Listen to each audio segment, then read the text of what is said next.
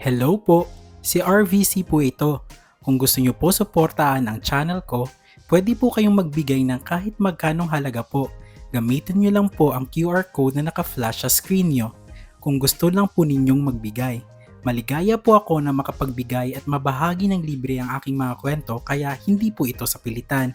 I-acknowledge ko po kayo sa next stories ko. Maraming salamat po! Ang kwentong ito kasama ang lugar, pangyayari at tauhan ay pawang katang-isip lamang ng manunulat. Ang mga pagkapare-pareho ng mga bagay sa tunay na buhay kung meron man ay nagkataon lamang. May mga salita ding gawa-gawa lang ng manunulat at maaring hindi ayon sa mitolohiya na napag-aralan ng mga eksperto. Hindi po pinapayagan ang pag-repost at pagbahagi ng kwentong ito sa ibang social media platforms na walang pahintulot ng manunulat. Salamat po. Paalala, sa kabanatang ito ay may mga madilim at masiselang bagay na mangyayari. Magpatuloy sa sarili mong pananagutan. Ang taong palihim na nagmasid kina Kahil at Leo ay si Gabriel. Siya ay kasing edad lang ni Leo, ngunit malaki ang kaibahan sa pag-uugali.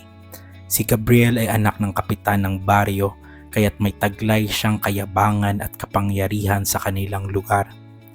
Si Gabriel ay kilalang mapaghamon at mapangapi.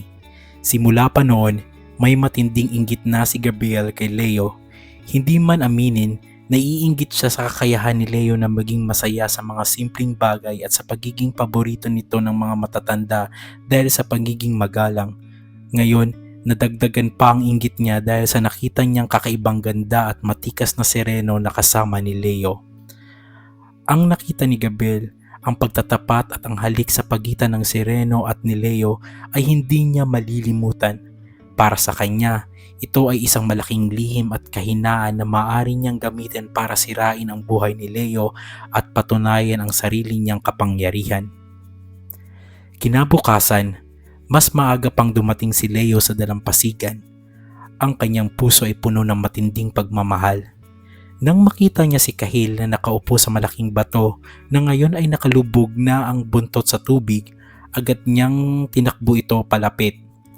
Agad namang hinawakan ni Kahil ang kanyang mga kamay. Kahil, di ba tayo na? Baka malaman ito ng mga tao at ng sa inyo. Hindi ko pa talaga alam kung ano ang susunod nating gagawin, may pag-aalang sabi ni Leo. Sa amin, ang pag-ibig ay walang hanggang pagkakaisa, walang iwanan. Hindi ka mag-iisa, ngunit tama ka Leo, ang pagmamahalan natin ay nangangailangan ng matinding pag-iingat. Ang mundo mo ay hindi handa sa amin, mahinahong sabi ni Kahil.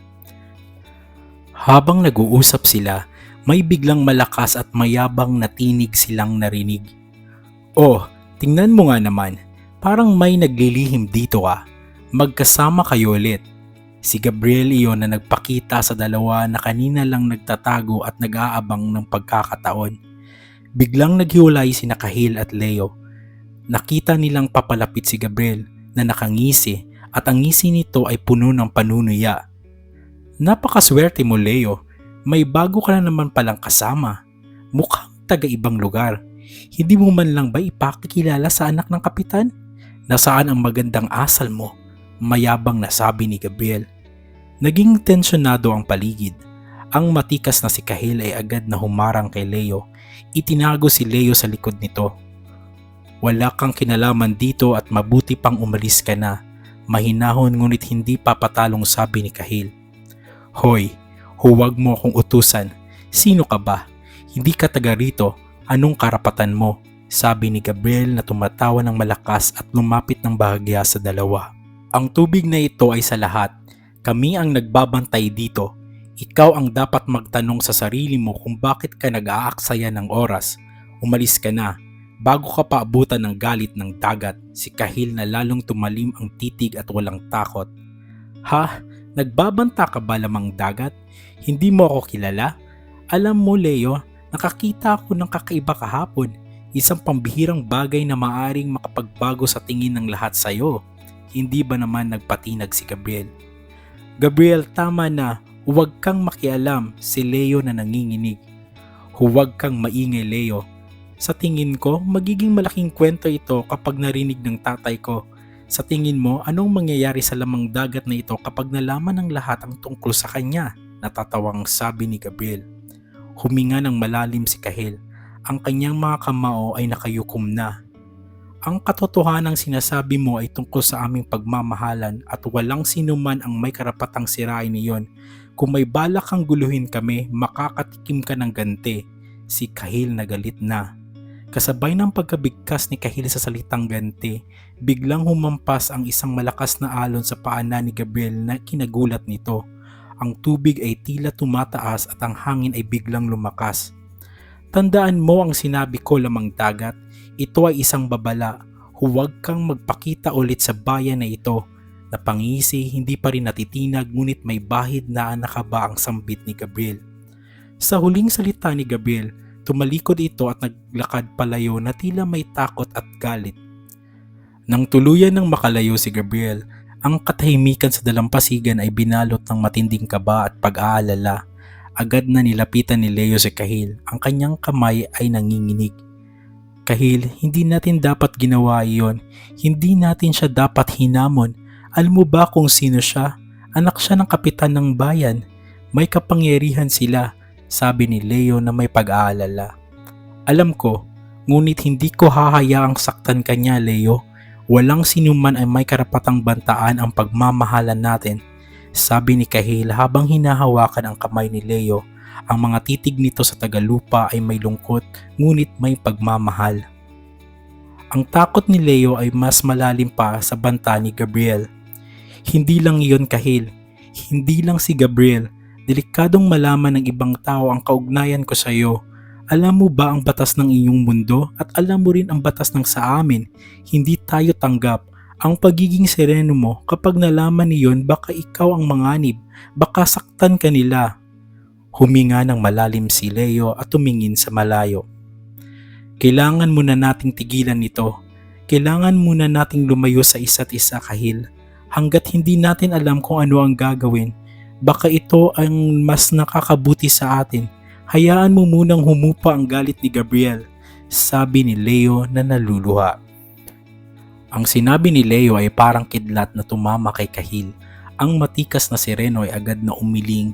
Ang lamig ng tubig ay tila bumalik sa kanyang tinig. Hindi ko yan papayagan. Hindi ako aalis sa tabi mo dahil lang sa banta ng isang tao. Pinili ko ang pag-ibig na ito, Leo. Pinili kitang mahalin. Kung may panganib, haharapin natin iyon ng magkasama. Walang titigil, walang iwanan. Hindi ko hahayaang sirain ng takot ang ating pag-iisa, sabi ng sereno. Ang pagtanggi ni Kahil ay matindi. Sa bawat salita, ipinapakita niya ang walang hanggang pagtataya niya kay Leo. Kahit pa natatakot si Leo, mas naging matibay si Kahil. Alam niya na ang pag-iibigan nila ay isang laban at handa siyang lumaban kahit pa mag-isa basta't alam niyang makakasama pa niya si Leo. Pagkatapos ng matinding pag-uusap nila ni Kahil, nagmamadaling naglakad si Leo palayo sa dalampasigan. Ang kanyang isip ay gulong-gulo sa banta ni Gabriel at sa matigas na paninindigan ni Kahil. Nang lumiko siya sa makipot na daanan papunta sa kanilang bahay, biglang may humarang sa kanya. Hindi pa pala umuwi si Gabriel. Nakatayo ito sa gitna ng daanan. Ang kanyang muka ay seryoso at walang bahid ng ngisi. Saan ka pupunta, Leo? Nagmabadali ka yata. Malamig ang tinig ni Gabriel na tila may masamang balak. Wala kang pakialam, umalis ka sa daraanan ko. Sinusubukan ni Leo na maging matapang. Tumaas ang kilay ni Gabriel, tila nagulat sa biglang paglakas ng loob ni Leo. Aba, mayabang na pala ang mahinang Leo ngayon. Dahil ba yan sa lamang dagat na nakasama mo? Makinig ka, tigilan mo na ang pagkikita ninyo. Kapag hindi, sisiguraduhin kong pati ang mga magulang mo ay madadamay, banta ni Gabriel. Sa halip na matakot, matapang na tiningnan ni Leo si Gabriel. Ang pagmamahal niya kay Kahil ay nagbigay sa kanya ng kakaibang lakas. Wala kang karapatang bantaan ang pamilya ko, hindi kami titigil, galit na sabi ni Leo. Tumawa ng ubod lakas si Gabriel na tila isang demonyo. Hindi titigil ha? Tingnan natin kung makakakanta ka pa bukas sa dalampasigan. Sa matigas na sagot ni Leo, tuluyang nawala ang pagpipigil ni Gabriel. Para kay Gabriel, Ang pagsaway ni Leo ay isang pag-iinsulto sa kanyang pagkatao at kapangyarihan bilang anak ng kapitan. Mabilis na sinuntok ni Gabriel si Leo sa sikmura, dahilan para mapahiyaw si Leo sa sakit at mapaluhod. Hindi pa nakontento si Gabriel, sinundan niya ito na isa pang suntok sa gilid ng kanyang panga na nagpailing ng ulo ni Leo. Ang pangatlong suntok ay tumama sa kanyang braso na nagpahirap kay Leo na bumangon. Ang sakit ay matindi, ngunit mas matindi ang pagkasuklam ni Leo sa mga ginagawa ni Gabriel. Habang nakalupasay si Leo, huminga ng malalim si Gabriel. Tinitigan niya ang duguan at basang-basang si Leo. Isang masama ng ngiti ang lumabas sa labi nito. Sayang naman, napakakinis ng balat mo. Akala ko mga babae lang ang ganito, pero ikaw, iba ka. Parang hindi ka nasisinagan ng araw, parang biyaya ng dagat. Mapangahas na sambit ni Gabriel. Mabilis na nilapitan ni Gabriel si Leo. Mahigpit niyang hinawakan ang mukha ni Leo. Pinilit na itaas ang mukha nito. Pagkatapos, marahas na hinaplos ni Gabriel ang makinis na balat ni Leo sa leeg at sa dibdib. Ang ginawa ni Gabriel ay hindi lang pisikal na karahasan. Ito ay isang kilos ng kahalayan at lubos na paglapastangan sa naglalayong wasakin ang pagkatao ni Leo. Si Gabriel ay tila isang demonyo na nagpatunay ng kanyang kapangyarihan. Pinagsamantalahan niya ang kahinaan ni Leo. Ang bawat haplos at dampi ay mapusok at marumi, isang laswa ng pag-angkin sa kalinisang inibig ni Cahill. Sa mga sandaling iyon, niyurakan ni Gabriel ang kaluluwa ni Leo. Ang karahasan ay tumagos ng malalim sa kaluluwa ng binata, nag-iwan ng marka ng pait at pagkasira na mas masakit pa sa mga pasa. Pinilit ipinasok ni Gabriel ang kanyang pagkalalaki kay Leo na tila ba bumabayo ng kalapating mababa ang lipad. Walang magawa si Leo kundi ang humiyaw at umiyak, tila walang nakakarinig. Bawat hiyaw ng sakit ni Leo ay tila musika kay Gabriel. Habang sinisira niya ang tanging maganda at inosenteng bagay na mayroon si Leo. Matapos ang madilim na paglapastangan, tumayo si Gabriel. Ang pag-iingat niya ay nagbalik, ngunit ang pagmamalaki ay nananatili. Tiningnan niya si Leo na nakahandusay sa lupa, duguan at tila mawawala na ng malay. Tandaan mo ito, Leo. Huwag na huwag mo akong hahamunin at lalong huwag na huwag mong sasabihin kahit kanino ang nangyari dito. Kung gagawin mo iyon, hindi lang ikaw ang sisiraan ko. Ipapaalam ko sa buong baryo kung sino talaga ang kasama mo. Makikita ng lahat ang iyong lamang dagat at maaring makitlan siya ng buhay. Hindi ko din tatantanan ang pamilya mo. Sabi ni Gabriel na nakangisi na wala man lang bahid ng awa kay Leo. Sa huling banta, iniwan ni Gabriel si Leo na para bang isa lang itong bagay na itatapon matapos gamitin. Naiwan si Leo, nag-iisa sa dilim. Ang kanyang katawan ay puno ng kirot at ang kanyang isip ay binalot ng pagkasuklam at kahihiyan. Ngunit ang banta ni Gabriel tungkol kay Cahill ay nagbigay sa kanya ng kakaibang lakas. Sa gitna ng kanyang pagkawasak, alam niyang kailangan niyang umuwi. Sa pag-iingat at mabigat na paghinga, dahan-dahang gumapang si Leo gamit ang lakas na hindi niya alam na taglay niya pa hanggang sa marating niya ang daanan patungo sa kanilang tahanan. Ang bawat hakbang ay parang sugat na muling binubuksan dahil sa kirot at sakit. Pagdating niya sa kanilang bahay, nagtipon si Leo ng lahat ng natitirang lakas. Kumatok siya sa pinto, mahina at nanginginig. Narinig niya ang pagbukas ng pinto. Ang kanyang nanay ay nagbukas nito at ang mga mata nito ay agad na lumaki sa pag-aalala nang makita ang kalagayan niya. Ang mukha ni Leo ay may pasa. Ang kanyang damit ay may dumi at punit at ang kanyang mga mata ay walang buhay. Anak, anong? Hindi na narinig ni Leo ang tanong ng kanyang nanay. Sa sandaling iyon, ang huling lakas niya ay tuluyan ng naglaho. Ang kanyang mga mata ay tuluyan ng nagsara. Si Leo ay nanghina at nawala ng malay, bumagsak sa bisig ng kanyang nanay. Ang pagbagsak ni Leo ang dala ng pag-aalala sa kanilang tahanan. Matapos ang ilang oras ay nagkamalay na si Leo. Ang una niyang nakita ay ang kanyang nanay na umiiyak habang inaalagaan siya at ang kanyang tatay ay naglalakad ng paikot at ang mukha ay nandidilim sa matinding galit. Kahit may banta si Gabriel, hindi na nagawang itago ni Leo ang nangyari. Sa bawat salita na lumalabas sa kanyang bibig mula sa pananakit hanggang sa kalapastanganan, lalong umigting ang galit ng kanyang tatay. Ang hayop na yan, ang anak ng kapitan, ganoon na lang ba kadali para sa kanila ang manakit at manggulo? Bulong ng kanyang tatay, ang tinig ay nanginginig hindi sa takot kundi sa galit at puot. Biglang kumuha ng matalas na itak ang tatay ni Leo mula sa dingding.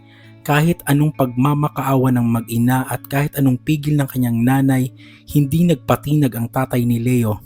Hindi ako mananahimik, hindi ko hahayaang yurakan ng hayop na iyon ng anak ko. Nahila pa ni Leo ang braso ng tatay niya. Tay, huwag, mapanganib, pakinggan mo si inay, huwag. Ngunit ang galit ng ama ay mas malaki pa sa pag-aalala ni Leo. Ang tatay ni Leo ay sumugod palabas, dala ang itak at nagtungo sa bahay ng kapitan. Hindi naman masundan ni Leo ang kanyang ama dulot ng matinding sakit ng kanyang katawan. Wala na lang ding nagawa ang nanay ni Leo kundi umiyak.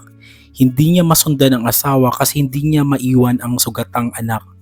Pagdating sa bahay ng kapitan, nagsimulang sumigaw ang tatay ni Leo. Ang kanyang tinig ay nagdala ng gulo at bulaho sa tahimik na gabi, dahilan para magsilabasan ang pamilya ni Gabriel at ang mga kapitbahay. Sa hindi kalayuan, nagtipon ang madaming nakarinig at nakakita. Galit na galit ang kapitan sa ginawa ng tatay ni Leo, lalo na dala-dala nito ang itak. Anong ibig sabihin nito? Bakit ka nagsisigaw sa bahay ko, ha? May sakit ka ba sa ulo? Galit na kasabi ng kapitan. Ang anak mo, ang demonyo mong anak, sinaktan at kinutya niya ang anak ko. Niyurakan niya si Leo, isa siyang hayop na dapat mabulok. Galit na sabi ng tatay ni Leo. Ang mga salita ay masyado nang matalas dahil sa matinding galit. Nagbubulungan na ang mga tao. Biglang sumugod si Gabriel palabas. Ang kanyang mukha ay putlang-putla ngunit mabilis siyang nagpakita ng matinding galit at pagtanggi. Nagsisinungaling ka. Hindi ko ginawa iyon. Sinisiraan mo ko dahil alam ko ang lihim ng anak mo, si Gabriel na sumisigaw. Anong pinagsasabi mo anak? Tanong ng kanyang amang kapitan. Tingnan ni Gabriel ang tatay ni Leo. Ang totoo, ang sireno ang may gawa niyan. Ang lamang dagat na laging kinikita ni Leo tuwing umaga sa lihim niyang dalampasigan. Nagalit ang lamang dagat dahil pinipigilan ko silang magkita, kaya sinaktan niya si Leo at ako ang pinagbibintangan. Pagsisinungaling ni Gabriel. Ang kanyang boses ay tila kaawa-awa at totoo para sa mga nakikinig. Ang totoo, matindi ang lihim na galit ni Leo sa akin dahil alam ko ang tungkol sa sireno niya. Gusto lang niya akong siraan at sa akin ipaangkin ang kalapastangan ng ginawa sa kanya ng sirenong iyon. Sa umaga niyo na lang hulihin ang lamang dagat na iyan at makikita niyo na nagsasabi ako ng totoo. Dagdag sa pagsisinungaling ni Gabriel. Ang kasinungalingan ni Gabriel ay matagumpay na naghasik ng pagdududa sa mga tao. Dahil sa matindi at detalyadong kasinungalingan ni Gabriel na ang lamang dagat ang may gawa ng karahasan, agad na kumilos ang kapitan. Agad ito nag-utos. Narinig nyo, may lamang dagat na gumagala at nananakit ng tao, nagpapanggap. Walang sireno ang may karapatang umakyat sa lupain at manakit ng sinuman. Maghanda ang lahat, pasigaw na sabi ng kapitan sa mga taong naroroon. Agad inutusan ng kapitan ang mga tao na magdala ng mga lambat na may pabigat, matatalim na panghuli at mga lubid na gagamitin laban sa sireno. Paalala po mga kasama, huwag po kayong magpabaya, makapangyarihan ang nilalang na iyon. Kaya niyang gamitin ang dagat, kailangan natin ng sapat na tao at sandata, sabi pa ni Gabriel. Ang mga salita ni Gabriel ay nagdagdag ng matinding pangamba sa puso ng mga tao. Ang balita tungkol sa lamang dagat at ang kalagayan ni Leo ay mabilis na kumalat at ang lahat ay sumunod sa kapitan. Nais nilang panatilihin ang kaligtasan ng baryo at maprotektahan ang kanilang mga anak. Kahit pa natigilan ang tatay ni Leo sa sinabi ni Gabriel tungkol sa sireno, ang galit niya ay nananatili. Ang kanyang puso ay naniniwala ang sinapit ni Leo ay dulot ng masamang kamay ni Gabriel. Ngunit ang pagtukoy kay Cahill bilang isang mapanganib na lamang dagat ay kailangan niyang harapin. Bumulong ang tatay ni Leo sa sarili habang nakikita ang mga tao na naghahanda. Hindi ko alam ang sireno na iyon pero kung nagbibiro man si Gabriel, kailangan kong mapatunayan ito. Hindi na umuwi ang tatay ni Leo sa kanilang bahay. Sa halip, sumama siya sa paghahanda. Hindi para makipag-ugnayan sa kapitan, kundi para malaman kung totoo ang sinabi ng lapastangang binata. Dapat ako sumama. Maging sino man gumawa sa anak ko ng kalapastanganan ay pagbabayaran niya ang sakit na dinulot nito kay Leo, bulong ulit ng tatay ni Leo sa sarili. Tumulong na din siya sa mga taong bayan sa paghahanda ng kasangkapan panlaban sa Sereno. Ang paghahanda para sa madaling araw ay nagsimula na at ang katotohanan ay tuluyang nabaluktot sa gitna ng galit ng ama at kasinungalingan ni Gabriel. Sumapit na ang umaga. Ang hangin ay malamig pa at ang mga kulay kahil ng bukang liwayway ay nagpinta sa dagat. Sa karaniwang oras at sa pamilyar na pwesto, nakaupo si Kahil sa malaking bato. Ang itaas ng bahagi ng kanyang katawan ay nagkalabas at ang kanyang makulay na buntot ay nakalubog sa tubig. Maligaya siyang naghihintay. Ngunit may kakaiba, hindi pa dumarating si Leo. Kinakabahan si Kahil. Hindi ugali ni Leo ang magpahuli sa kanilang usapan, lalo na pagkatapos ng kanilang pagtatapat. Ang kanyang pangamba ay lumalaki. Natakot ba si Leo sa banta ni Gabriel? Umaatras na ba siya sa pag-iibigan nila? Ang tubig sa paligid ng bato ay bahagyang umalpas sa kanyang pagkabalisa. Tinitigan niya ang daanan na laging dinadaanan ni Leo. Ang kanyang mga mata ay naniningkit dahil ang nakita niya ay hindi si Leo. Maya-maya pa may narinig siyang ingay at bulungan mula sa kakahuyan. Ang mga tunog ay hindi normal. Hindi ito tunog na nag-iisang tao kundi tunog ng maraming tao. Biglang lumabas sa makipot na daanan ang kapitan kasama ang maraming taong bayan. May bitbit silang lambat, matatalim na itak at makakapal na lubid.